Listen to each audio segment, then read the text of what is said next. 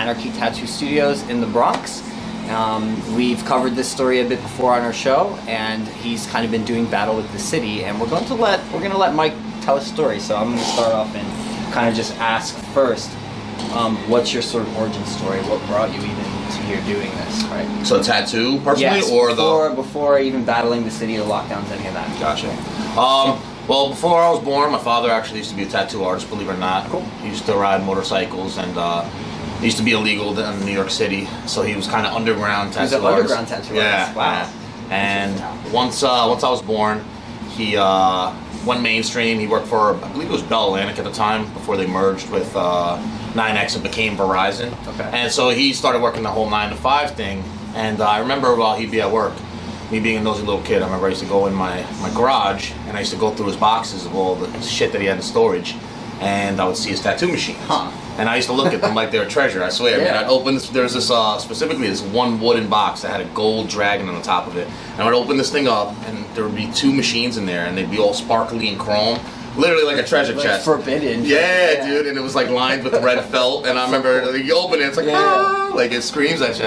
And dude, I used to pretend when I was a kid, actually, in the garage too. I remember there's this old refrigerator, and like I said, there's a lot of boxes, and my dad used to use it as storage, my dad and mom. And I used to pile the boxes up next to the refrigerator and build like a little shack, and I used to pretend that I was a tattoo artist, and I used to draw with Sharpies and stuff, or markers on my sister's arm. You know, I've met a lot of tattoo artists who talk about like being into drawing very young, but it wasn't until they were much older that they were even introduced to the idea of drawing on people. Yes. But when you were young, you already knew you wanted to do that. Yes and no. It's weird, man. I'll tell you, because that was just me being a natural kid.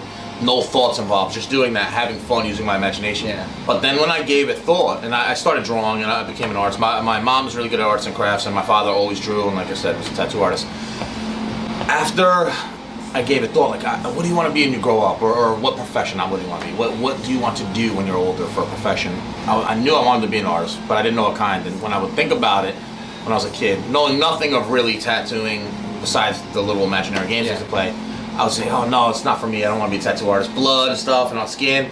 And it really took me to just, I guess, just dive into it one day. One of my friends, actually, he's like, listen, you draw really good. He's like, why don't you try tattooing on me? He's like, I'll get you the machine. I'll get you the inks. You're like, dude, I don't want to touch you, man. I'm going to mess it up. Yeah. And you're going to hate me after it. Yeah. This guy, he was Portuguese. And what I did, actually, on his back, it was, he was from Florida, as a matter of fact.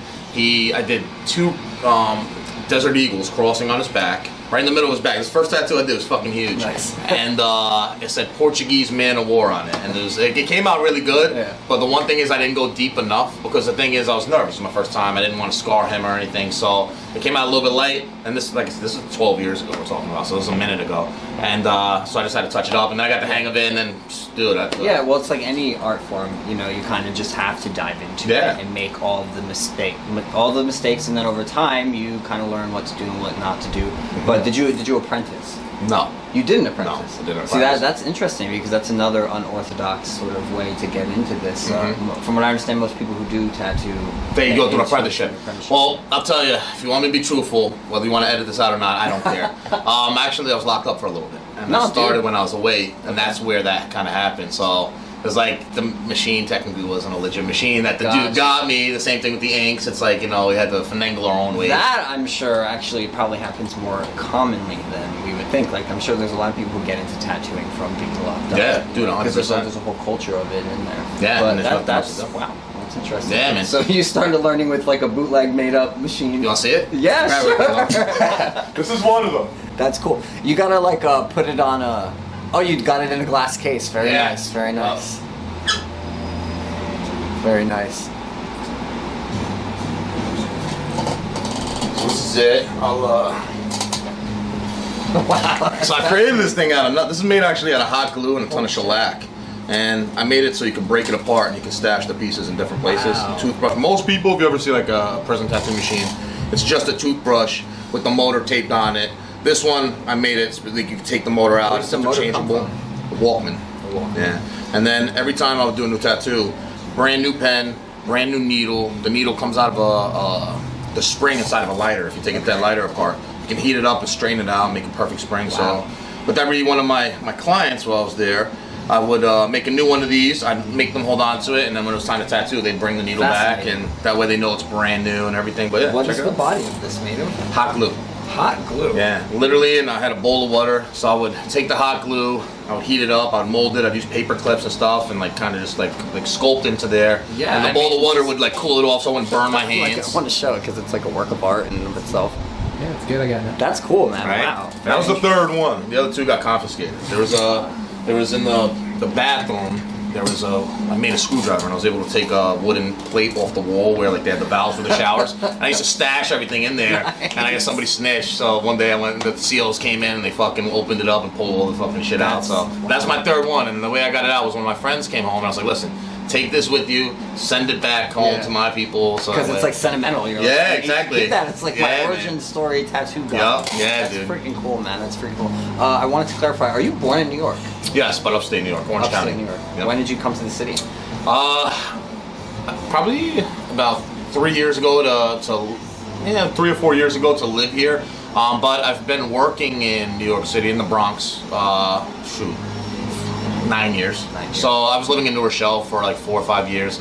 So I would commute from there to here. I used to work on East Tremont, which is 5 minutes away from here, for about 4.5 years. And I was just living in New Rochelle basically to sleep and for storage. I was never there. I was always down here. So I know everybody from this neighborhood. When did you open the shop up? 5 years ago. 5 years ago. Yeah. So you've been here 5 years. Yeah. Yeah. Wow, the time goes by quick. Yeah. Yeah, I read the post you put online about closing down, and you wrote about some of the sort of sentimental memories. Oh, dude, yeah. Being here. Yeah. Yeah, man. I think we'll probably return to that later, but I wanted to get into the battle with the city, and when did that start? When did you decide, like, all right, I'm gonna kind of start pushing back against some of these mandates from the city and make my case, stand my ground? Yeah. Well, I'll tell you a pre-story behind when that started. During the New York City mandated lockdowns for small businesses, let's hypothetically say, I'm not saying that we did, but let's say we were here anyway. Yeah. Maybe the curtains were closed in the window and we were just working out here. Maybe we were here, just hanging out. Yeah. We tattooed a lot of people, and all the people that came weren't people that were watching TV and getting their information from the media. The people that were coming to still get tattooed were people that were on the front lines, if you know what I'm saying. Yeah. They were, I guess, essential quote-unquote workers, even though there's no. So I think every work is essential. I think everybody needs to feed their kids. Yeah, and so I would hear the true stories from them firsthand, from EMTs, from NYPD. What they're seeing in the hospitals. Yeah, what they're seeing in the streets. And dude, over 25 of my EMT FDNY clients have told me that during the lockdown there's something called a 20-minute resuscitation rule, and because the hospitals were so overcrowded that if you had a heart attack, a stroke, anything, they had. From the second they got there, the timer would start, only 20 minutes to try to resuscitate you, and then they were ordered to leave you there, and you would die, and then the coroner would come 6 hours later and write down COVID. But meanwhile, 8 million people in New York City in the 5 boroughs. This was an order issued for the entire borough, all 5 boroughs. You gotta think, out of 8 million residents of this city, how many people on a normal, non-scamdemic day are brought to the hospital for regular causes and saved? A few thousand, to say the least. Yeah. They pulled the strings. They said, hey, don't bring them to the hospital. That's where the numbers increasing were. If this was a real pandemic, there would be no 25% capacity eating in the diner. People would be bleeding out of their fucking eyes and dying. I mean, I think everyone would know someone who died from it, or got like severely sick and almost died from it. Yeah, man. I know a couple people who got pretty sick. Yeah. They recovered. I don't know anyone directly who has died from this. I know people who have. Yeah, it's like hearsay. It's like, but it's like you would think every person we talk to, Brant, whoever else we talk to on the street, everyone would know someone. Yeah, what's scary is too, if you think about it, what I just said, that over 25 of my FDN, we give them 20% off. We have for years. So we have a big clientele of first responders. Over 25, and I've made. They're not clients. They're my fucking friends. Like I will, if I will have their fucking back, because I've talked to them one-on-one. I mean, it's like a therapy, like a counseling session almost. They share their innermost, deepest turmoil sometimes with me as I'm tattooing them, and then I do the same in return. And we give each other advice, and they help me grow, and I help them grow. So I've developed relationships with the community. Over 25 of my clients have told me this, what happened, that 20-minute resuscitation rule. So you got to think, all these people that we hear that, I don't know anybody directly that died of COVID, but I know of somebody that knows somebody that died of COVID. They could have been one of those people that were Sure. just left there to not be resuscitated in the hospital. Because what do the EMTs and the FDNY do? What is their job? Is their job to be a doctor and perform surgery on the fucking street and the concrete? No. Their job is to is to keep the situation stable and get the person to the hospital to be saved. Yeah. You know, so it's insane, man. It's all a pyramid system, and what they did is they're pulling the strings at the top. Don't do this, you're not allowed to. And then they have plausible deniabilities. What I've noticed is they're one of the biggest strategies that they use. They always need to have a scapegoat. Well, we couldn't bring you to the hospital because the hospitals are overcrowded. They always have that side thing they can say that'll give them the excuse. Well, okay, I understand it, but no, that's to me is murder. That's why I'm outraged with this whole thing. I think it is too. It's systematic murder. I think, based on just the patterns and reading the signs in it, it kind of seems like they wanted to try to increase the amount of people dying 100%. Because the virus was killing enough almost. So it's like, well, how do we take this situation, make sure we can wipe as much people as we can, right? But also change human behavior, change social behavior, right? Change the entire economic landscape of our society. Yep. All in one go. Yeah. And this happened before too. whether or not that virus was let out, or whether or not it got out by accident, the point is it was clearly taken advantage of by these people, and they used it as an excuse. Never let a good crisis go to waste. Yes. You know. So coming back to your particular story, when did you first come up on the radar of the city? Well, okay, then that leads into to get back to what we were talking about. So during the lockdown, while we weren't doing tattoos here. One day I had some friends here. One happened to be, and like I said, it's all first responders. So we happen to have a Marine here, and I will not say any names, but I'll just tell the story this way. So we had a Marine here and a TSA agent here at the time, and so we're working out in here, and one day we get a knock on the door. Like I said, the windows, we had everything blacked out. Yeah. And I look on the security cameras, and I see sheriffs out there. And for anybody that doesn't know, I said this on the last one of the last podcast type of interviews that I did with Danny from Max Public House. Sheriff, and he knows too, and if you follow his story, sheriffs are not NYPD. They're not police officers. They're not considered police officers. They look exactly the same by design. They have badges. They have the same uniforms, the same exact tactical gear, the same everything. You wouldn't even know the difference. I didn't know the difference when they came in, but they were knocking on the door. So we see them knocking on the door. I'm like, oh shit. So I just don't answer the door. I'm like, they don't have a warrant. What are they gonna do? 20 minutes goes by. The landlord calls. And the landlord of this building happens to be a judge. So because he's part of the system, and he's a really nice guy. I actually look up to him, and but he's part of the system, and for his position. And he's like, listen, I don't know what you're doing in there, but you have to open up. And I was like, but listen, they don't have a warrant. He's like, yeah, but it's my building. I'm gonna have to tell him, okay, I'm a judge. He's like, they're gonna smash the door and they're gonna break the window to come in. Wow. And I was you like, don't have a warrant. I was, well, it's his building. He was saying so. Gotcha. And the crazy thing is they track down his number, his personal number. Yeah. That's how efficient that this beast system has become. They can figure they out. They knew that you were leasing the place. Yeah. So like, all right, well, they go through Department of Buildings. They're all working together. Yeah. Yeah. Right. What I found out was from one of the agents that came in here and after the story down the road.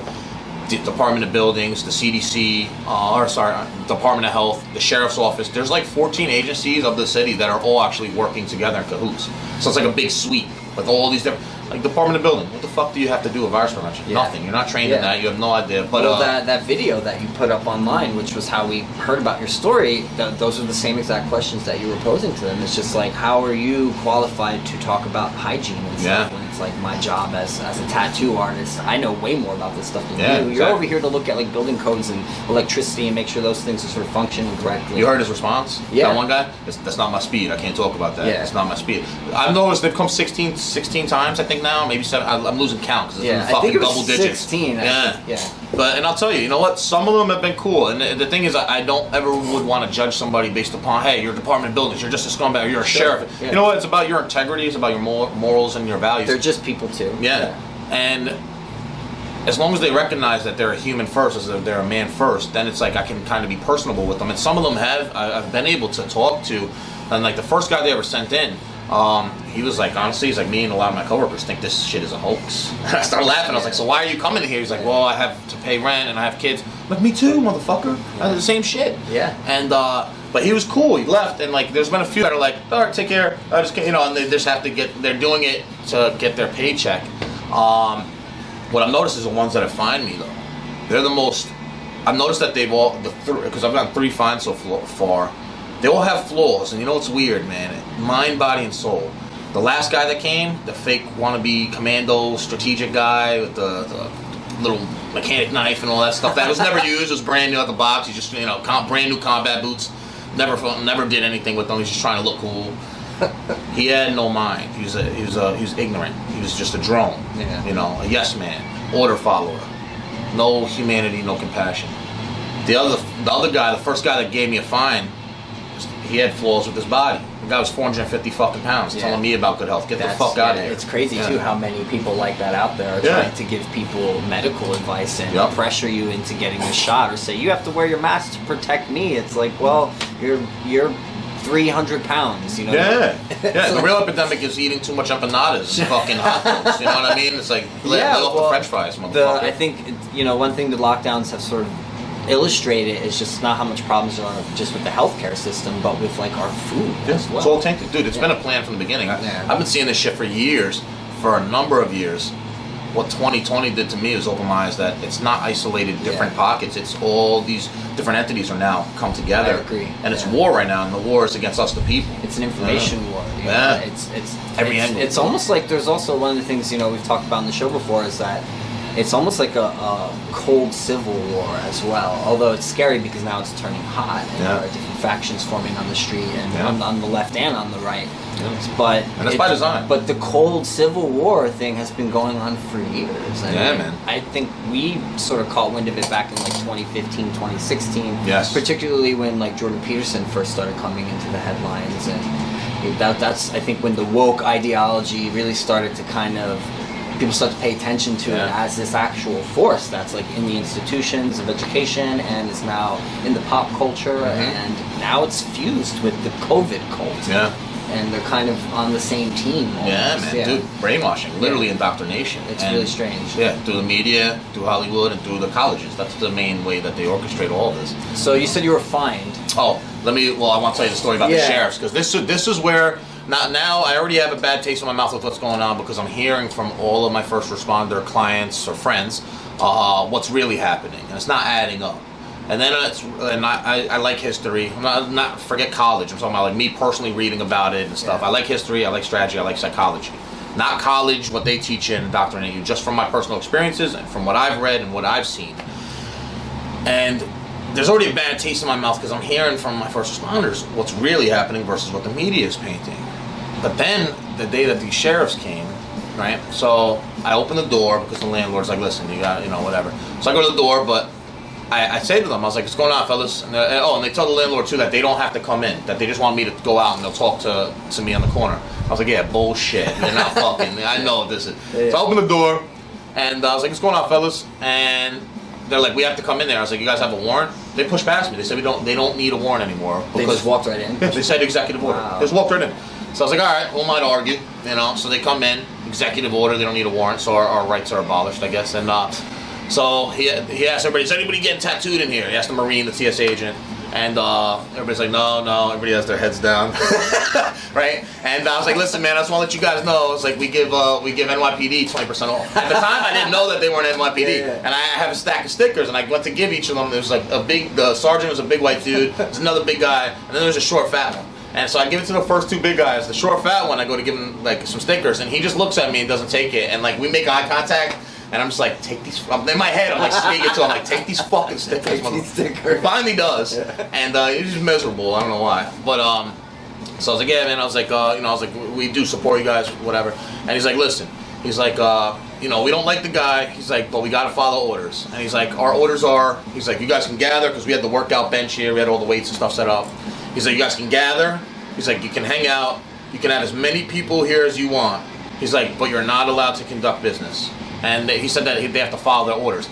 Now, a few minutes, so anyway, they started leaving. I was like, by the way, guys, like if you guys ever want to work out, come on back. We got the gym. They started laughing. They left. We locked the door. Then we commenced with our workout. And workout. And but we got in the deepest conversation. Like I said, the one guy's a Marine. He was telling me too that everybody on his base, all his fellow Marines, know what's going on, know what's up.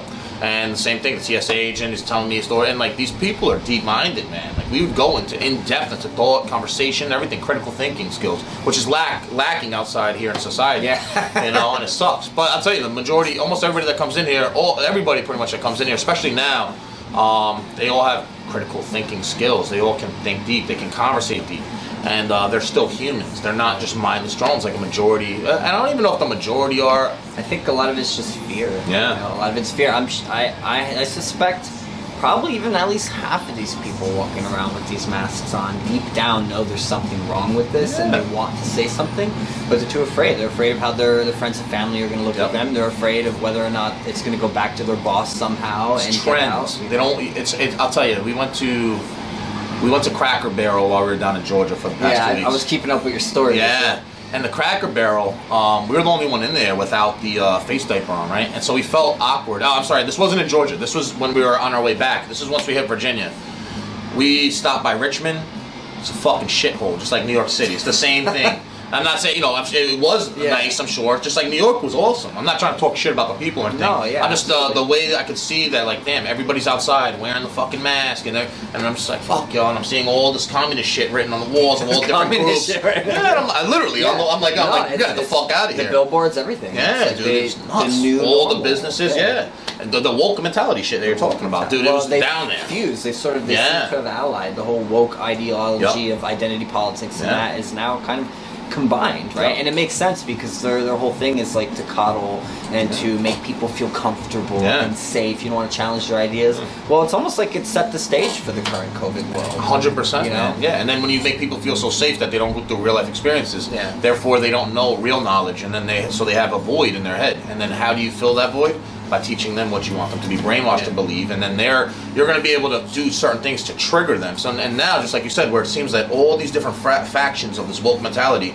are all together, that's by design too. So now, well, there's definitely infighting. Oh, there definitely is. Yeah, 100%. Yeah. But that's order out of chaos. But now you can send all these groups together for the same thing because they're all wearing masks. They're all, yes, government, tell me what to do. And they love it. They love their own services. The mask, too, is so fascinating, and Brent and I have talked about this before, but what's so interesting about it is that it's kind of like this litmus test, too, for who is more obedient and who is less obedient, and it marks you out. Yeah, you ever think about this? Specifically. 100%, yeah. And you ever think about this? Technology, it seems to me, is amplifying the power of these psychopath elites. Use the P word. Yeah. Dude, 100% they're psychopaths. They just want control. They despise us. They hate us.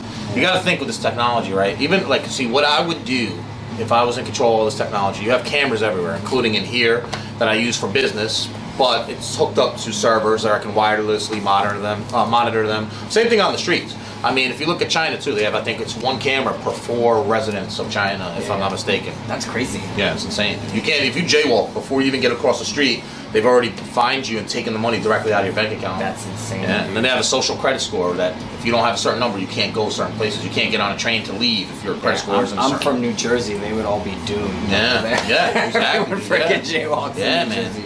And even the amount of people, if you look outside our window here at People Watch sometimes, you'll see about 90%, 80% wearing the mask.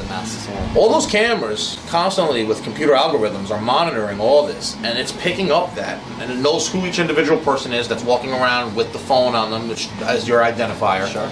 They can see which areas are more resistant and which are not resistant, and that's why they were really fucking with the Jewish people down in the city, because they were not. When they said, "Oh, this is a red zone and this is you have to close that," no, it wasn't because the of the virus. synagogues were like, nope. Yeah. Nope. A lot of those Hasidic Jews came out and stood up, and this was at the same time while BLM was happening, and they were turning around and calling all those Jews grandma killers. Yes. Yeah, it's hypocrisy. That's double think, man. Major hypocrisy. Yeah, dude, where you can't see the contradictions in your own way of thinking, and that's the biggest.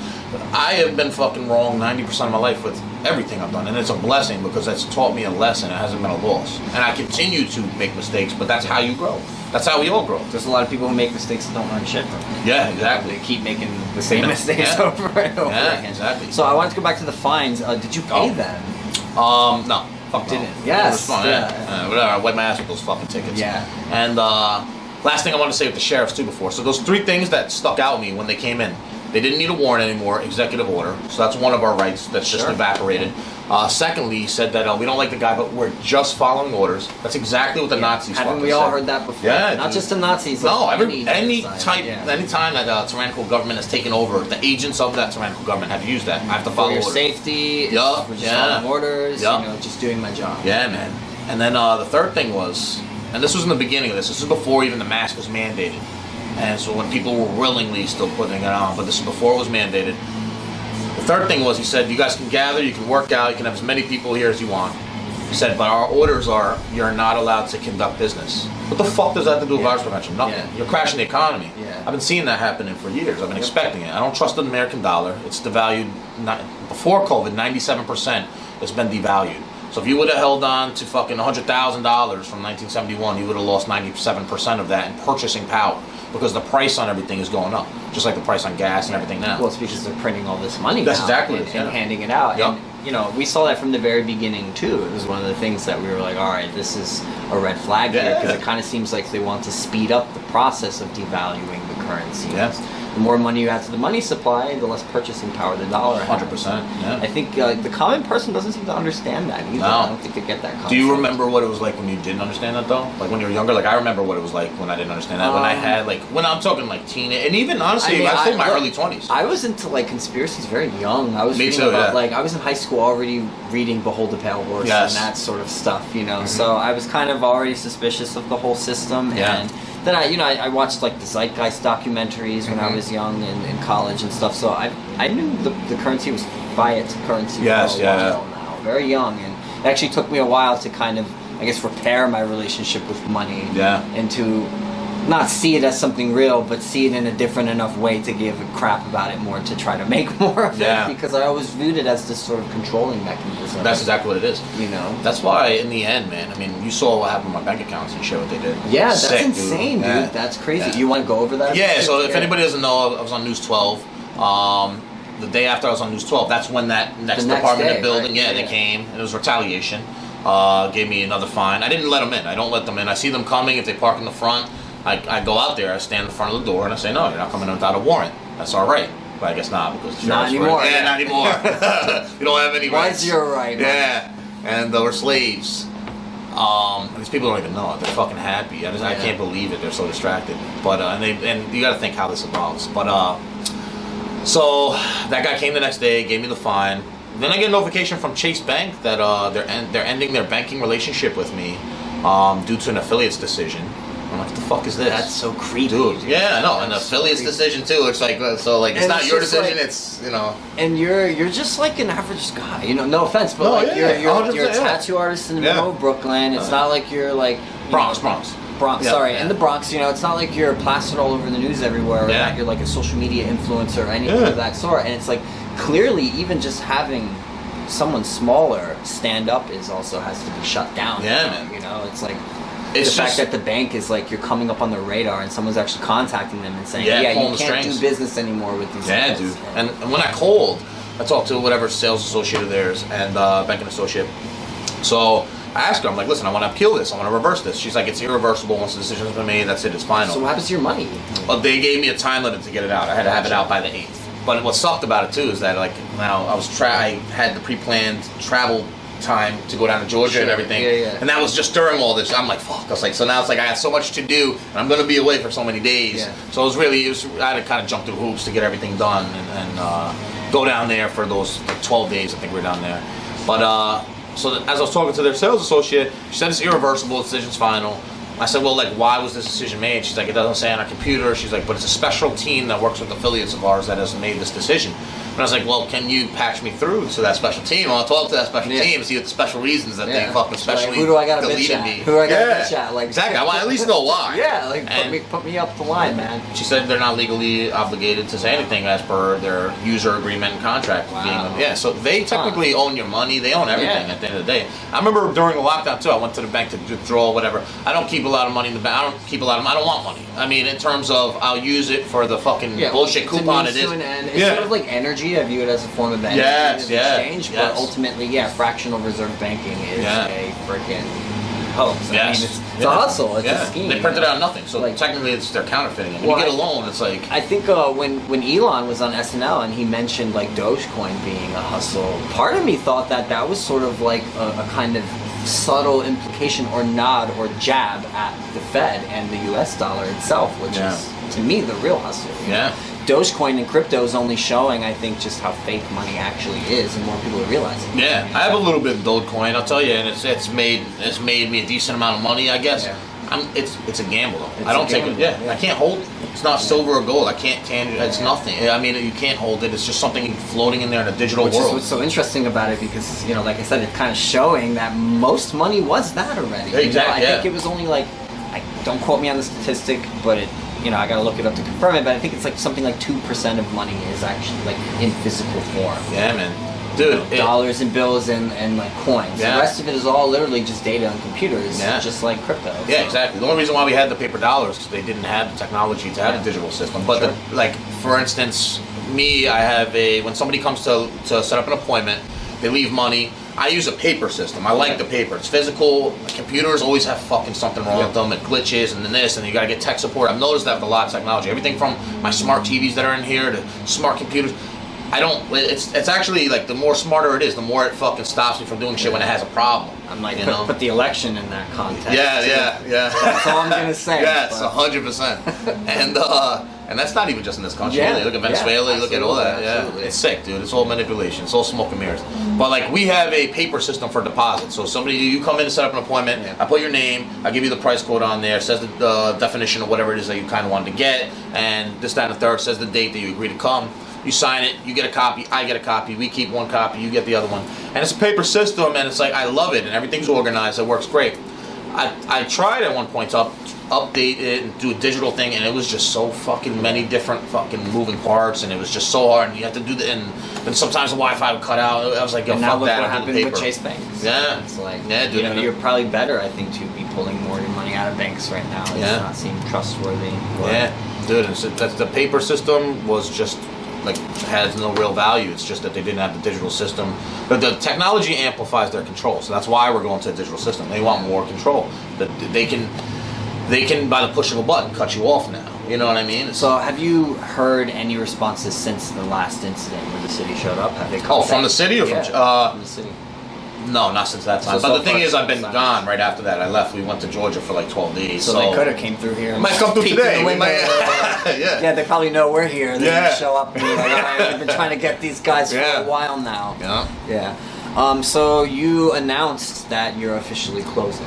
Yeah, man. A And couple weeks ago, and I wanted you to talk a bit about that, and I guess reminisce about the neighborhood like you did online, but also, what comes next. What are your plans from here? Okay, yeah, definitely. I'll tell you. So how do I feel about it? I feel a multitude of emotions. I feel, for one, it is scary sometimes. Sometimes I go through different feelings, different viewpoints of it.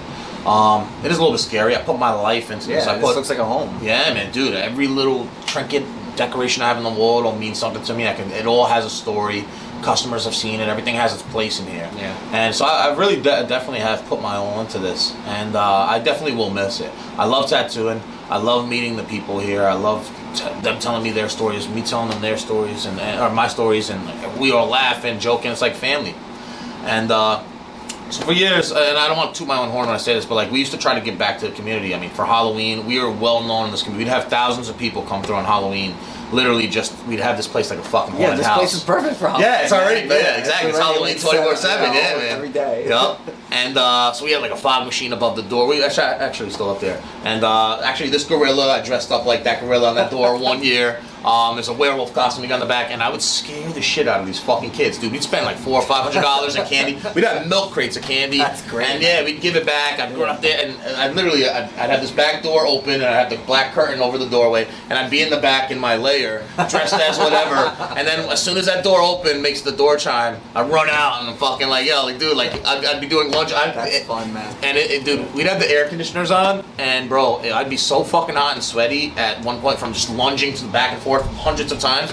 that, like, I remember one time too, like in that gorilla mask, right, in the gorilla costume. It's all fur, so it's like I'm like fucking like I've never worn poking, one of those, dude. Yeah. And then They look running. hot. Yeah, I feel like I was just doing lunges the whole day, like leg exercises. And bro, there's one point where my body heat was I'm soaking wet and I'm burning up. The ACs are on. I'm sweating. I'm exhausted and tired because of just one kid after the next. I keep doing it, but it was one of the funnest days of my life. Bro, there's fucking steam coming out of the mask from my body heat with the air conditioner, the high-powered air conditioner. It was just like, dude, and it wasn't cool. I actually laid down on the floor behind the counter, soaking wet, like just seeing the steam come out of the eyes. It's for the kids, though. Yes, man. exactly. Yep. Yeah, man. And dude, the community's giving me a lot, so it's like, well, it's the least I can do. I'm loving it. I'm having tons of fun. Well, in the video that you put up where you were, arguing with the guy from the city, there was that woman. I loved that part of it. She's a hero, man. What was her name? I forget. That's one thing, dude. We'll talk in depth. I am fucking horrible. But I love that she just kind of stopped and she was like, "Mike, are they harassing you again? Yeah. Like, what are they doing?" Which I was like, "This is perfect." But man. kind of demonstrated that you're sort of a staple in the community. People know you. Yeah, dude. Yeah, dude. It sucks in terms of that, but I do want to make it clear. I did put it on the Instagram too. They're not beating me by me leaving. Yeah. They can have it. Next time they come in, I was like, next time they come in, I'm gonna take my shirt off my back and fucking throw it on. They can have that too. I don't care. They can have everything. Because it's like, you know what? Like, if you want it that bad, go ahead. And like I said, it's scary. I put my all into this business, and I've been here for a number of years. And I love my people, my clients, man. They're fucking awesome. They're my friends. I met a lot of good people here throughout the years. And like I said, before even being in this shop for 5 years, I was at another shop for 4.5 years, and I know the whole area. My wife grew up in this neighborhood. Everybody, And so it is sad. It's heartbreaking to that aspect that I'm gonna miss a lot of them too. And I'm trying to actually get a lot of them to come with me, to be honest. Sure, let's all go together. Yeah, fuck it. You know what? We'll start a new Bronx. This shit is fucking not the Bronx that I knew. But now, you know what? Let's go down south. We'll start a new Bronx. Well, you mentioned your wife, and I know you have a kid as well, right? So I think that's one of the major things that kind of makes you have to make a choice like this. Yeah, it's like, do you go down with this ship, or do you kind of go and build a better life for yourself, for your family? So it's like exactly. Pardon me for one second. That's cool. We can pause. All right. So I wanted to continue with basically asking what comes next for you. You talked a bit about your place in the community and kind of reflecting on that, but what are your plans now? Once you close things down and head down south. Well, I do have plans, but then also too, I'm just kind of let the universe guide me, I guess, so to speak. And that's what I feel that. Yeah, dude, and it works, man. I mean, I'll tell you, years ago, my wife and I, we went to Puerto Rico, and we rented a car, and we didn't plan anything, and we had the most amazing time. And it's just like we let the wind take us wherever, and it was so much fun. It was so living in the moment. You got that feeling that you don't really get in this brick and mortar society where we're surrounded by concrete walls. And so we're gonna kind of do the same thing, but I mean, I guess my main plan would be to go off the grid. Literally. You were talking earlier, becoming more self-sufficient is one of the things that a lot of people who are, I guess, paying attention and figuring out what's happening, they're realizing that's the way to go. It's the only way to go. You have to homestead. You have to become, less reliant upon the system. Because they will cut you off. They'll cut off your bank accounts. They'll do it. Yeah. And this is literally them doing it to me just for me being on the local fucking news. Yeah. Crazy. What does that say? That was the only story too. That the only news who even bothered to cover your story. Yeah. Well, there's 4 other ones that wanted to. Actually, there's ones that were big ones. The New York Post came in here. I think the Daily. Would you tell them all to leave?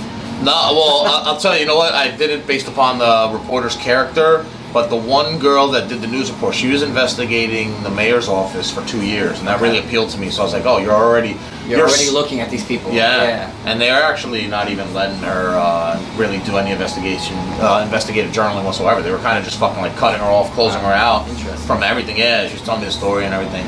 And so I chose her because not only was she local, so my people, my community would see it because it's a localized news, and that's the news that they're mostly watching.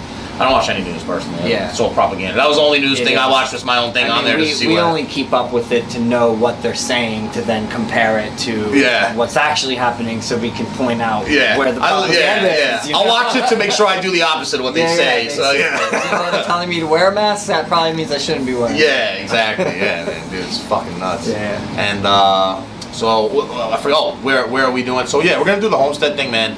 And what's crazy is I've really noticed 2020 has been a blessing in disguise too, because there's been a lot of things that I didn't personally know why I went through, good and bad or whatnot. And now I really realize I went through everything in my life to lead me up to this moment, to be able to have certain skills and certain experience, to be able to have a mindset and to be able to not be blind to what's happening. Same. I feel the same way. I can tell. Yeah. Dude, we're like this. You are the same thing with a lot of the people that are like us too. It's like we're seeing we're on like the same wavelength. And it's like, oh wow, you see what's happening. Yeah. Oh, you see what's happening too. And then it's like those people begin to recognize each other and realize like we are on this. It's weirdest too. It's almost like, dude, when we were down there in Georgia, it's like the people that we were attracted. It's like magnets, bro. And like even up here, it's like the people that were attracted to us are like-minded people. You know, and I would probably say it's the same thing for the sheep too. They're probably attracted. Yeah, well, I think everything does serve a purpose. Yeah. I mean, I'm speaking, I guess, in more spiritual sort of terms, but yeah, even the people who are blind and asleep and can't see what's happening, they have a role to play. They do. In all of this too. Yeah. Oh, thrice. Yes. Hell yeah, dude. Yeah. And yeah, dude, no, 100%. And you could say it's more spiritual, you know, saying that. But I mean, even if you just look at it common sense, everything has its purpose. Let's say I had hair, if some of my hair falls off and blows down the sidewalk, and goes into some sticks, and then a bird picks it up and uses it on the nest, and then lays the big, that fucking hair serves a purpose. That's an interesting way to put it. Yeah. Or that hair could have fucking blown and went into the fucking soil, start to compost, and added some type of fertilizer to the. Yeah. Everything does have its purpose. It's all a big circle. It's all a big cycle. That's actually what I'm like. I recognize a lot of circles and cycles. In my backyard. I think that's how we see what's going on too. Is because we recognize the pattern from the past. Yes. And this sort of thing has reared its head. Yeah, man. Dude, that homestead thing, that's a big circle and a cycle too. And I'll tell you, like, I used to work in the hydroponic industry, so I am a fucking beast when it comes to gardening. Like, our tomatoes last year came out, you cut them open, it looks like fucking steak, and it looks like My meat. dad's really good at it. Yeah, dude. Green thumb. Hell yeah, bro. And I love it. It's enjoyable. And not only that, you're getting something that's healthy. They don't spray all. Working in the plant industry, we used to have synthetic aisle and an organic aisle. And I know what was in a lot of those things that were spraying on, that people would buy to spray on their plants. The pesticides, the fungicides. A lot of this shit is not good for you to ingest. I mean, that's why I think a big part of the reason why a lot of people have a lot of health problems nowadays is specifically because of that. Because all the poisons we're ingesting. They want to blame it on, some novel virus or whatever, but it's like when you look at how many of these people who died who had comorbidities, and how much of those comorbidities had to do with like heart disease and being overweight. Yeah, exactly. Yeah. What's the real problem? Yeah. Is it COVID? Yeah. No, I don't think so. I know. The CDC, the authoritarian CDC that we all have to bow down to now, kiss their fucking ass. Yeah, apparently they're the government now. Yeah. Did you hear they gave you permission to walk around without a mask? Oh, thanks. I never fucking wore that shit anyway. Only if you have the jab, which is funny as hell because it's like, wait, isn't the jab supposed to protect you from people not wearing masks? I want to jab these people in the fucking chin. Man. Why is it now that like the people who don't have the jab have to wear the mask to protect people who have the jab, who are supposed to be protected anyway from the jab? I can't even. It's mental backflips. I'm starting to see. My brain is starting to fucking just cross. You can't make wires. sense of it because it makes no sense. Yeah, exactly. It makes no sense. But that's their goal too, because they want people that like. It's also got to be a distraction of some sort. All this, like with all this fucking set stage that they're presenting to us, this grand show of bullshit that doesn't make sense. What are they doing behind the scenes? Yeah.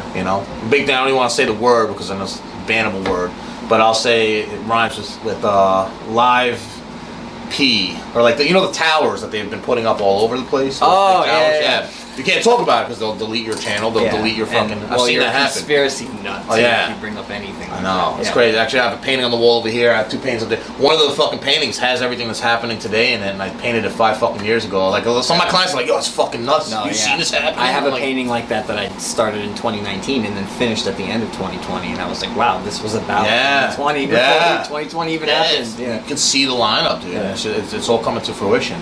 Why did I fucking just bring up those towers? There was a main point. I mean, the conspiracy label. There's conspiracy label. There's something else. I fucking forget. But I mean, one thing, what they're using those for, I realized, as I was driving down to Georgia, I'm seeing them all over. And during even the lockdowns, we went to Pennsylvania, this indoor water park, Kalahari. And you have to wear the thing, which I didn't. I actually almost got thrown out of there. They called security. I was a little bit drunk, and I don't know what happened. I blacked the fuck out, and I don't know. My girl's like, "I never seen you like that." I was like, "That wasn't me. That was drunk Mike. That wasn't sober Mike. Go talk to drunk Mike about that shit." Tired of this. Yeah. And Dude, yeah, but in the water park, you don't have to wear it. And meanwhile, they're not cleaning down any of the tables after everybody eats the fucking nasty fast food and gets fucking more sick and shit. So, but you have 400 people in this fucking water park touching the same shit, everything, water splashing, humid. In the same water, yeah. Yeah, hell yeah. And you don't, it says literally, don't wear it in there because you won't be able to breathe. It's just fucking funny. It's crazy that you have to put a sign up and tell people that. Yeah. And so nobody was wearing it in the water park, but as soon as you step fucking foot out into the hallway, you have to wear this. Get the fuck away from me. You know what I mean? It doesn't make any fucking sense. It makes no sense. On the way back from there, dude, not only on the highway from Pennsylvania back here to New York, the Bronx, did we see fucking hundreds of these fucking things that were installed already, these towers. Don't want to say the name again. But we saw the installation trucks, fleets of them, dude, at least 70 or 80 of them, driving up the opposite way. So we drive by, there's 6 of them with the pieces on top of the big white trucks. And I'm like, holy shit. Dude, I'm talking about like 70 to 100 of these fucking trucks. Wow. And this was during the lockdown. Yeah. And it's not to increase your, and this is kind of like off subject what we were talking about the stage, but it just came to me like this isn't to fucking increase your fucking cell phone reception or any of that shit. How fucking much more increase? Our cell phone reception is fucking great. Yeah. No, that's not always. But. No, yeah, but I mean, they're not. How is that fucking essential to change the whole fucking infrastructure and add all these fucking crazy new technology? Those are going to be the things that control all these smart devices. What they're doing is that's their network of communication. So now when you have smart driving cars, smart contracts, smart this, smart that, smart meters, monitoring what you're using in your house to know what you're using, what the draw is, and what the device is. They want to know everything. It's the data gathering information age is what we're in right now. Yeah. And that's what those things are for. Because now that one man that sits there and controls all that shit can fucking pull the strings to everything. Delete his bank account, cut his power off, fucking don't do this. Oh, he's using this, you're not allowed to. You know, it's fucking sick. And then once you go to digital currency, it's a fucking It does feel wrap. like a big experiment. Like, they want to see what they're capable of getting away with, and they want to see, like, I mentioned the masks earlier, and it kind of identifies who's more compliant and who's not. Yeah. And like you mentioned with the cameras, like, now they can even see what areas are more compliant. 80% here in Crosby and Middletown, or where. Sure, and they take all those numbers down. And, on one of our last episodes, I brought up a book by Edward Bernays called Propaganda, which I highly recommend you should read it. Check it out, yeah. But it's like, this is the type of stuff these people in power read and study. They're interested in the public mind, in the mass mind, if you want to put it that way. And how can we mold it? How can we shape it? How can we, sell an idea or change human behavior if that's, what we want to do? That's exactly what it is, man. And, we have, what I look at, the thing is, if you want to know the truth of anything, what I've noticed is, you'll go through experiences and you can read things and you can see what's happening, but the truth really comes internalized, man. Yeah. That's you start to figure out. You have to feel it. Yeah. It's like intelligence that's not coming from your head. It's like coming from whatever we are. Like, it's like intelligence that's coming from a different place. You can find out the truth if you really reflect inwards instead of looking outwards for the news to tell you. If you look inwards, you can figure out what the fuck is happening. But that takes effort. That's the problem. Is people I think it's just easier to have the news or the government or whatever authority it is, man, tell you what to think, because you don't have to go through all the effort to figure it out on your own. Yeah. Which can be rather difficult and could also be rather uncomfortable, to learn things. That's 100%. You're absolutely right, and that's the emotional aspect. There's other aspects they have too, though. I mean, when you have somebody that literally, like that one Department of Building guy, who is 450 fucking pounds, and is just, you know what I mean, disgusting. And it's like, no, it's not. You don't have a health problem. It's your health problem is caused by you just being a gluttonous fucking slob. Nothing for nothing. I mean, I'm just speaking it what it is. I'm not trying to talk shit. Really, the I guess the hypocrisy. But you gotta think, what is that? Not only is that your body that's going to shit because of your unhealth, and I'm not a fucking saint, dude. I drink. I mean, I've smoked packs of cigarettes, or I used to smoke cigarettes in the past. I don't smoke cigarettes anymore. Occasionally, if I'm drinking, but I'm not a saint. But I'm not gonna lie and say that. Oh well, this is good health measures, and I'm not gonna be a fucking hypocrite. But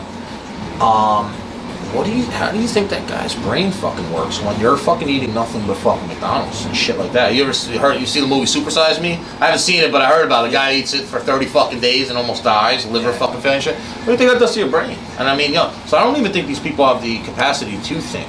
They're so indoctrinated. Not only we're being hit from every angle. Every one of our senses is being tintillated to be corrupted, so that way we can't see the truth. All of us. So even if we are in good health physically and mentally, hey, we've been programmed to be indoctrinated by the school system. Programmed is a good word for it. Yeah. They call, my dad used to say, it's like they call TV programming for a reason. I'm like, The truth is right there in front of your fucking face. Yeah. You hide the truth in plain sight. Well, you mentioned, the food and how it's like messing up people's ability to think. If you think of your body as a sort of like machine and your mind is a mechanism, or like a car, for example, you have to put good fuel and good. I use that fucking example word for word what you just said to the T. Yeah, I can't fucking piss in a gas tank and expect it. It might run for a little bit, but eventually it's gonna start breaking down. If you put the terrible gas into the tank, the car's not going to run for very long, very efficiently. Yeah. And I think that's a way bigger issue than this virus. 1000%. And it's definitely what led to, I think, more of the death than they would like to admit. Yeah. Because then you have to acknowledge, like, oh wow, the food industry is corrupt. Big pharma is corrupt. It wants to keep people sick. They want to keep people sick, if you think about it, because then they keep coming back for treatments. And you keep making money. System and a cycle. Yeah. But this is a devilish fucking system and cycle. It's something that defeats us. It makes us we're the batteries in the matrix. War is a similar concept, because if you think about it, if you're an arms dealer and your business is to create weapons of death, like, you want wars to begin, and if there isn't a war, you'll probably provoke one just so you have people to sell the weapons to. It's profitable when people kill each other. Think about this. So 2020, all this fucking bullshit is happening, and coincidentally everying's happening at once. But just a conspiracy theory. For safety. And it's just so many things. Like it's just like what the fuck? I woke up in the Twilight Zone. There was a point during the fucking lockdown. I remember every day my phone would make that stupid fucking noise, like fucking notification from Citizens app or whatever the fuck. And it's like another restriction. I'm like every day it's just another thing, and it's like, what the fuck? And then this and this angle. I'm like, holy shit. I started describing it as like a science fiction dystopian nightmare. Yeah, dude. And there were a few days where I would wake up and be like, wait, is this actually real? Like, I know. I'd wake up, I'd be like, damn, I'm still in the nightmare. Look out the window. I'm like, yeah, it's still going on. Yeah, dude, it's fucking nuts. But then you leave the city, and you go to another place, another state, perhaps that's more open, and you're just like, wow, this town is like its own universe. People here still act normal. Yes. And I think a lot of people in New York City don't even realize that outside of New York City, it's not like that. It's not like this. Yeah. Even if you go far upstate New York, it's not like that. I personally haven't been, so I'm speaking on hearsay from people I do know that are far up there. It's not fucking like that, Like, the mandates might be in process, but people, I think, are just not following. Yes, exactly. So. Exactly, man. When we went to Georgia, dude, it's a totally different world. The people know what's up down there. A lot of them, most of them, and the ones that probably didn't, that are walking outside with the fucking diaper on their face. They're probably not from there. Probably tourists or something. And probably Democrats. Yeah, and that's and I hate it, for lack of better words. It's like the far left and libs and all that shit. But it's like they use that against us too, because they be a Republican or be a Democrat, and then they clash us. That's how they keep us divided. The whole racial bullshit. It's not like that. I'm in the fucking Bronx, bro. Everybody comes in here. I don't see that shit out here. Yeah. We're in the fucking Bronx. I think social media amplifies it. Causes it crazy. It makes it seem like it's around every corner, and really, it's the mainstream media. They're the ones who amplify that. 1000%, man. Yeah. Oh my God, racism! There it is. It's around every corner, under every crack and crevice. But when you actually go out into the world and you deal with people on a normal, everyday basis, it's... Nobody gives a fuck, yeah, most people, I think, treat each other fine, at least where I'm from. 100%. There are exceptions to that, obviously. Of course, yeah, of course. But that's the individuals. It's not the group of people. It's not, hey, you're this and that. No, it's your individual morals. That's the problem with identity politics. It's like it reduces everything to your tribe, to your group. And it's like... So they can control them. We need to come back to this idea of the individual being a sacred concept. Yeah. That everyone's an individual first. And that's the problem with the system, your group second. The system is... what it seems like to me as we go into this digital world, right? If you ever, I've never been on a helicopter over New York City. Actually, I've never even been on a helicopter. I haven't either. Yeah, but I've been on planes and stuff. But if you zoom out, like helicopter view, if you look down in New York City, it reminds me of a giant microchip, like a motherboard. It is sort of like that, yeah. And we're the circuits. So it's almost like by them creating these different tribes, I guess, to figuratively speaking, it's like if you're going to be part of the system, you have to be the circuit, you have to be the negative conductor, and you have to be this. And it's like they're making us be a certain part of this motherboard to push the agenda, to make their fucking whole cycle and system fucking revolve in their favor. What's sick is that we're going to this new digital age, and everything is actually being merged with technology. Everything which is conspiracy theory about microchipping. The fucking Pentagon literally was just on 60 Minutes and the New York Post talking about that. Yeah, talking about they want to give it to their fucking the people in the Navy. Yeah. And then fucking, if you look at, you brought up Elon Musk before, he owns the company Neuralink. They were doing they've been doing the brain chip for years. They did it in a pig successfully. So now anything that the pig senses in his sensory fucking part of his brain or whatever pops up on the computer. They can see you touch this now, it lights up certain things. Neurons spark, and the data from the brain is being harvested with this chip. And now they were scheduled to start human trials. Guess what year? 2020. I swear. Go on, look it up online. Just type in Neuralink and you'll see everything about it. And they pushed it back to 2021. So this year, if they have started it or are going to start it, this year they're starting integrating a chip into the human brain. We're being integrated in technology. We've already built. You would have been called crazy for this just like a year ago. And still by some I will be. Still by some you will be. And it's like now it's actually out there. It is happening. Yeah, they're not even fucking hiding them. Yeah, it's not even being hidden. But what happens is once we integrate ourselves in technology, as cool as it seems, and I remember being on the other side of the fence when I was younger too, looking at how they were genetically modifying certain things to do this, and they for years. I used to watch like Discovery Channel when you actually discovered shit, and it wasn't reality TV. It's fascinating. It is certainly fascinating. Yeah, it definitely is, 100%. But now I see the real dangers of it too. We're trying to play fucking God. What we are as being humans, as me having insight and depth and feeling emotion and whatnot. If we get merged with fucking machines, that's gone. Our humanity is obliterated. And what it seems to me too is that we're fitting into the system that the technology is growing.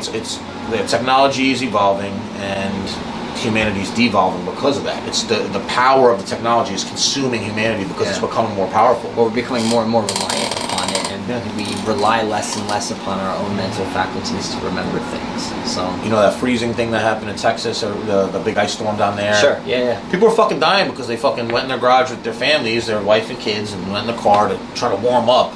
They fucking died because carbon monoxide poisoning. But I'm like, that's the thing. It's like we've been so disillusioned, man. Yeah, we don't even understand how the stuff around us works. Yes. You know, we use it, but we, God forbid, you try to like take it apart and be like, how do I fix this thing? You know? Yeah. And that's by design. It's the dependence. They're trying to make us dependent on them. We're becoming like little children.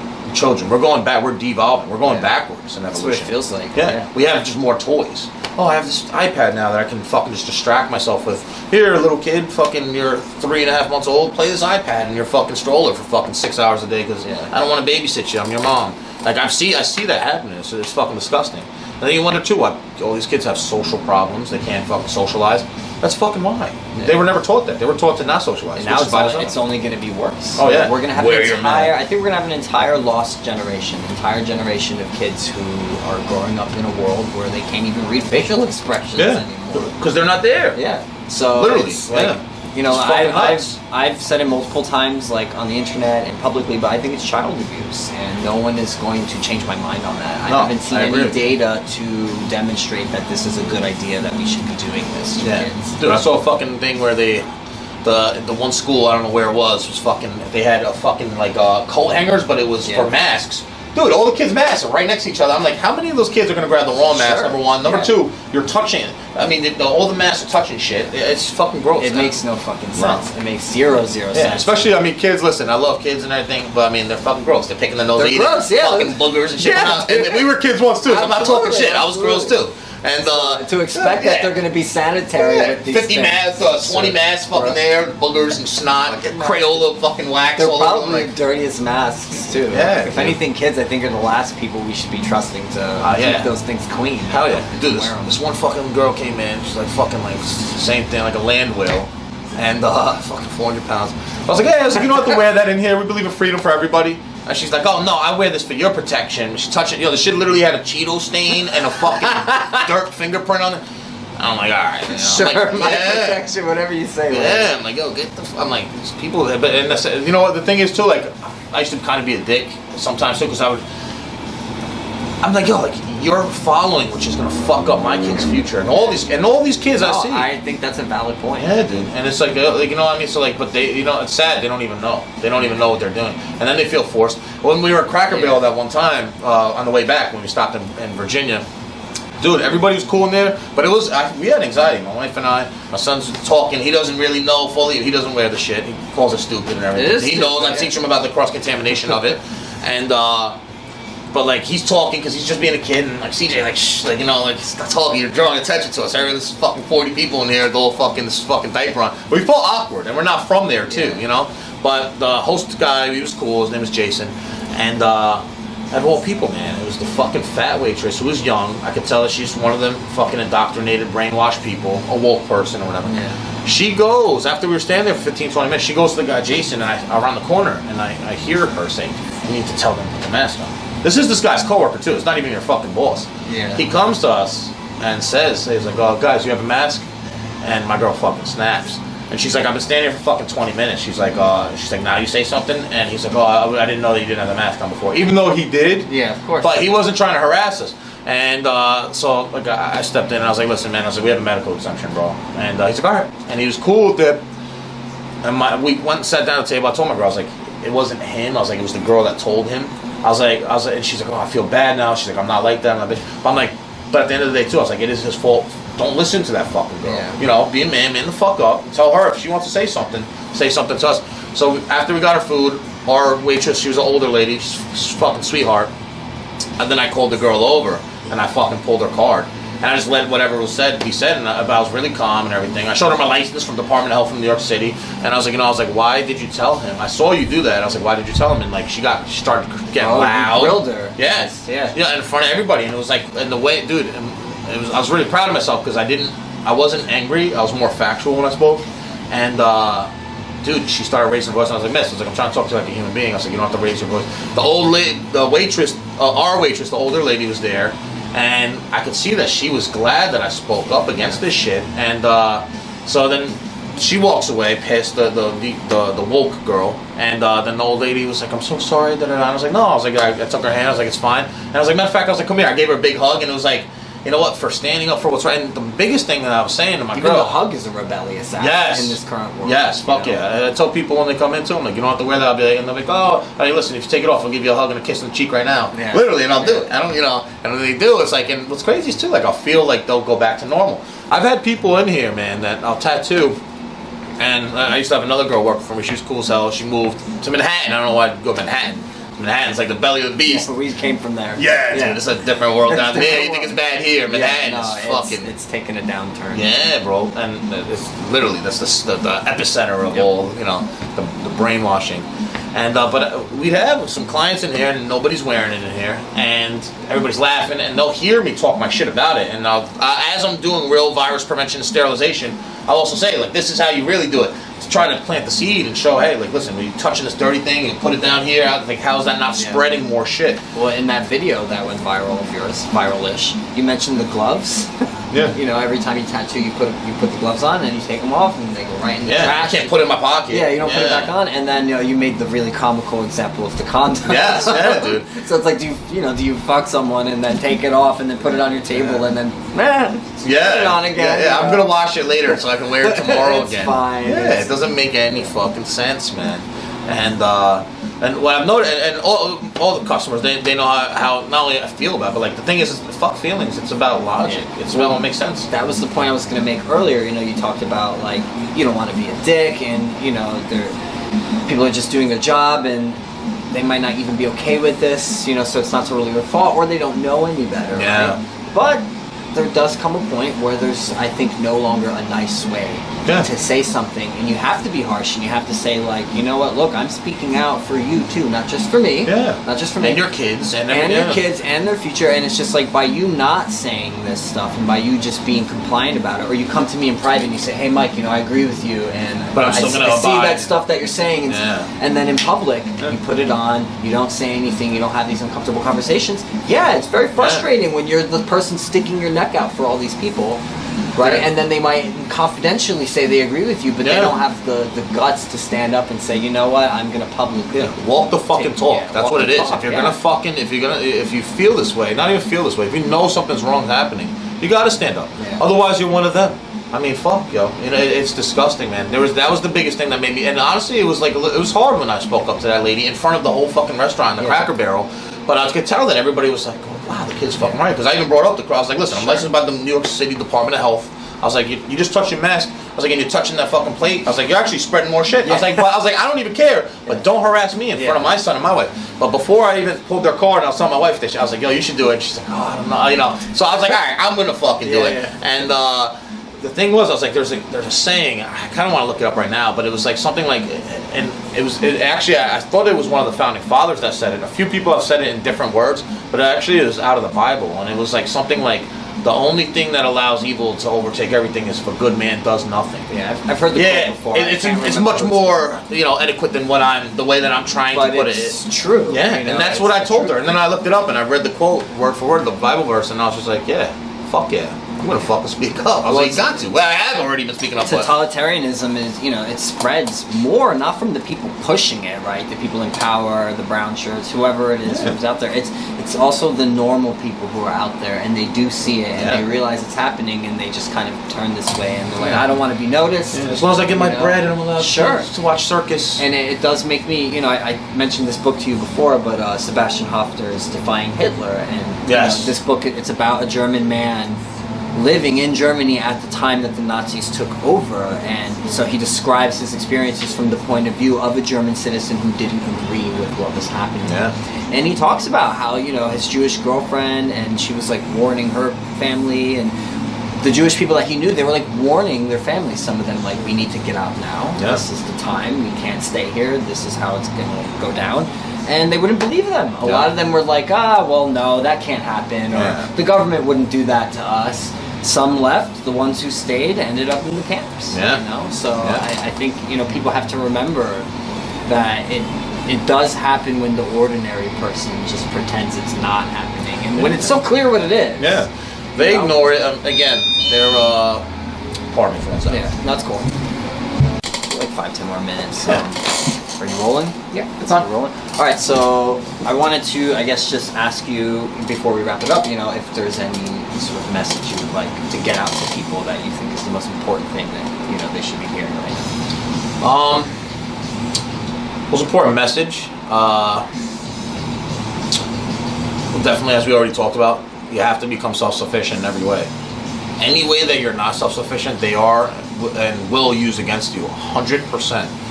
You can already see it with me as an example of how they've used have they come in here and harass me and try to find me now legally and all this shit. You've seen it with how they've cut me off from access to my bank accounts, personal and business, and two of my credit cards that were through Chase also. You're gonna start to see it through everything. You'll see it. You see how they're already pulling the strings through all these shortages. That gas shortage and shit, that's bullshit. That's not a fucking, it's a hacker. We're curious about that ourselves. Yeah, you know, no, dude, it's an excuse. It's the plausible deniability strategy. Again, they've printed so much money that hyperinflation is going to occur, period. So the prices on everything are gonna go up. They're fucking saying it's all these shortages, this and a third. It's plausible deniability. It's an excuse. No, that's how they're covering up the inflation. You think that fucking prices on a lot of this shit is going to go back down? No, and it's not even just gas. And even if the prices do go down a little bit, you're going to have all the fucking prices on food go up because all the truckers that fucking deliver that food that need gas in their vehicles are going to have to raise the prices. It's like a domino effect. Yes, you know, everything affects everything else. We live in a just-in-time delivery system where everything that's on the store shelf is delivered just in fucking time for us to purchase it, and then the next shipment comes out. If they fucking pull the string at the top, all the dominoes start falling, and then who's at the bottom? Us. Yeah, the dominoes all fall on top of us. Supply chain gets interrupted. You know, if you don't have that self-sufficiency, you're totally plugged into the system here. You're beholden to it. Yes. So they control you. You know, they keep us like little kids, dependent. And so I guess one of the biggest messages, definitely, man, we got to go back to the earth. We got to go back to relying on ourselves. We got to go back to localizing our needs, not so much as our wants, but like our needs. I mean, instead of having our food shipped all the way from across the fucking country to here, why aren't we growing it? Why isn't it local? And there's a reason for it, because they control all the strings. They don't want that, because then we have true independence, true freedom. The only way to have true freedom is through self-sufficiency. Bartering too, I think, is something that we go back to. Yes. It's like trading skills with our neighbors, or trading certain goods that we have with certain goods that they have that we might need. 100%. You know, that gets us more out of the monetary system as well, and towards an actual community. Yeah, we got to 100% get out there. I even noticed with a lot of my first responder clientele that see what's happening, especially a lot of my NYPD. they're being treated like fucking shit. Yeah. And as they abolish the police and defund the police, they take that money and they give it to the sheriff's office, which is the mayor's own private Gestapo, because the mayor is the one that actually elects the sheriff. Yeah, it's insane. That's not even why the sheriffs were originally. The sheriffs were originally supposed to be for upholding freedoms in the Constitution. That's actually what I said to that one sheriff sergeant that was here when they raided us that one day, and he's like, but we got to follow orders, and it came out of my mouth. I didn't even think. I was like, well, remember your first order? I was like, that's to uphold the Constitution. Sure. They looked at me like I was an asshole, but I'm like, I wasn't trying to be an asshole. I wasn't trying to even be smart. If I was in your shoes, I'd fucking be like, no, I'm not doing that. They work for us, right? Yeah. It's the same thing Not with anymore. politicians. They're supposed to be our public servants. Definitely not anymore. Yeah, it's fucking these fucking dweebs that are in the fucking all. Who the fuck are they to tell us what the fuck to do either, man? I never signed a contract that I'm gonna fucking bow down to another man. That the CDC too. Like no one voted the CDC. And exactly. So they don't fuck have all term limits. Yeah. So I just want out off the grid. I'll go live in the fucking woods and eat bugs. It's a fucking before I do any of this shit anymore. I'm done. I don't want it. They can keep it. When I go out, maybe I'll keep the phone because hey, who knows? Maybe I'll start doing YouTube videos or something. Hey, this is, check out my 100 chicken coop now instead of just 16 chicken. And I look at this phone, so I just want to throw it just like a fucking boomerang. Just frisbee. I don't want it to come back. It's like it becomes like an extension of us, like another fucking limb. Hell yeah. There are moments when I'll like forget about it and I feel good. I'm like, oh my god, I forgot about my phone, and I'm like happy that I forgot about it. Yeah. A lot of things can start happening once you turn that phone off. But I see, man, people walking too with that phone. It's fucking crazy too. It's almost like you're praying to the technology right there. The way the hands are. It is sort of like that. There's a kind of religiousness to it, especially with the youth. Yes. Oh, 100%. They grew up with it. We at least grew up without having that. So we're the last generation. 32. 34. 34. So I'm 30. We're in that transition period, where we were sort of half in tech, half out. Yeah, people. I think Elon Musk said it. A lot of people are already drones and they don't even know. They don't even know. Yeah, it's crazy. I saw a girl. Across the street, there's the post office here. This was about a year ago. Well, actually, no, a year and a half ago. The past year seems like it wasn't even reality. So sometimes it's like that section of my life. Didn't even happen. Yeah, exactly. It was like dreaming, nightmares. And but yeah, I remember I was fucking. I went and got a vitamin water or some shit from the store, and I was coming back, and girl was on her phone like this, and she's walking. And I was like, yo, I grabbed her shoulder, and she almost got hit by a fucking car because you're just fucking. I wonder how often that happens too. It probably happens quite a bit. Yeah, man. But you mentioned people already being drones, and one of the thinkers that we're fascinated with is a guy named Gurdjieff. He was this sort of mystical philosopher, and he taught that people were machines. Most people were, and he said we exist in a sort of state of waking sleep. Even when we're awake, we're not awake per se. And he was talking about that back in the 1920s and 30s. So I think there's something to what he taught. Dude, I think we are machines to some extent. I was thinking about this the other day, and it's like we are biological machines. Yeah. You know what I mean? It's like we're like the organic machine, I guess, so to speak. And but I think that we have to work with the systems that are put in place for our machinery to work with, which is nature, which is natural. Just family structures. That's where we came from. That's where we've evolved from 200,000 years. And it's these new systems and cycles that they're creating, that these psychopaths are creating, this prison system that we think we're free when we're really not, where they control the strings. We're giving up our humanity. We don't even fucking know it. We're playing into their technological system, their machine system, not our machine system. We're going against everything that we came from. And we don't even know it. That's the crazy thing. If you see, I look outside, people watch sometimes, or even lots of people watch. One of my favorite hobbies. Bro, I don't see people healthier now than they've ever. I see them more sick now than they've ever. Feels that way, yeah. You can see it. You can literally see it. Well, there's stress too, and this was one of the things that I felt so weird and strange. But when you think about it, it makes total sense. If the goal is to kill people, but about the lockdowns, it's like, dude, you need sunlight to get vitamin D3, and you need to go outside and exercise to help your immune system build up. So by telling everyone to stay inside and to hide away, like, you're probably killing more people. As they're building those towers at the same time. Too. Spikes their cortisol levels, which breaks down the immune system. 100%. Under stress. Yeah, 1000%. Yeah. Hell yeah, man. Dude, yeah, everybody stay inside so you don't really see what's happening. As we're sending fleets to build these infrastructure, networking towers, so everything's going to be interconnected in the digital age. If you ever look at this too, and then history rhymes with itself. It repeats itself to some extent. Just now, it's a little bit different because we have more technology, which gives them more power. But if you look at the 1920s era, right? What happened then? We had the Spanish fucking flu. Spanish flu supposedly fucking killed a lot of people, which even now, like, who knows if the numbers were Yeah, skewed it was back then. but it was definitely intense compared to COVID. Oh, yeah, And then, yeah. People trying to compare COVID to the Spanish flu look foolish to me. Yeah. But who knows at the end of the day too, because they wrote the history of it. Sure. So Yeah, we could all be I get being deceived. But there's so many likenesses with what's happening now back then, where it's all right. There's Spanish flu. Now it's this COVID flu, right? Spanish flu led to, and then after that you had the Great Depression, stock market crash. Stock market was at a bubble. Everybody was investing Like back you said, then. it rhymes. Yes. And I've heard that phrase before, like, history doesn't necessarily repeat itself, but it does rhyme. 100%. Yeah, man. And dude, it's the same thing. Then what happened? The Great Depression. What did the Great Depression cause? Fucking starvation and death, bro. Because there was no fucking economy, no jobs, no money to be made. So people fucking literally starved. They didn't have fucking food. Population control, perhaps. Then what got us out of that? World War II we entered. And then what happened? We fucking started the Industrial Revolution, Industrial Age. And now we started fucking building fucking tanks and bombs and guns and shit. Sending fucking boots in the ground over to Germany. Everybody's fucking, millions of more people throughout the world died. And then we finished out the Industrial Revolution up until now. And then we are now transitioning into the next stage, which is the digital age.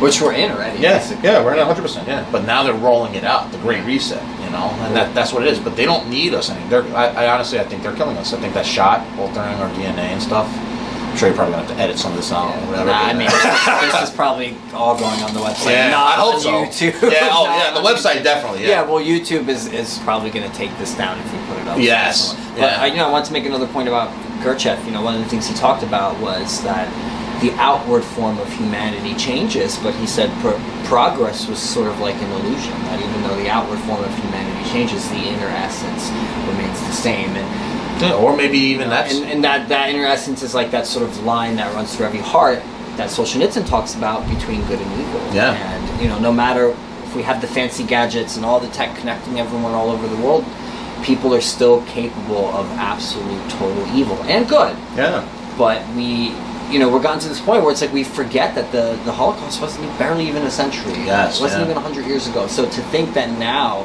humans have somehow, like the evil ones, have somehow just gone away, and they would never do that again, Yeah. And just 75, 80 years later.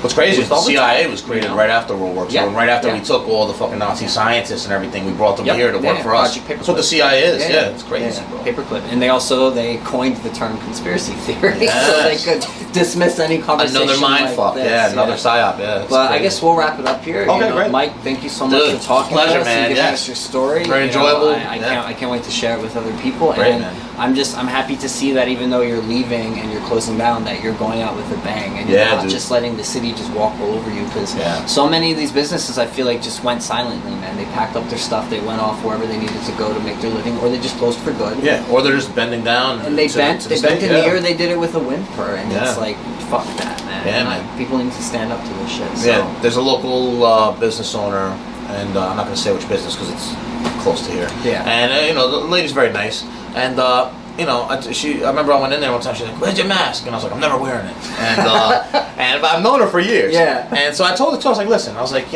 you just touched it, and you touched the keyboard, you touched that money, and then you touched it again. I was like, "You're definitely that's cross contamination." Yeah. I was like, and I told her, Just trying to make them see it makes no sense. Yeah. You know? And so next time I went in there, and this was months ago, she's like, "Where's your mask?" She said it to me again.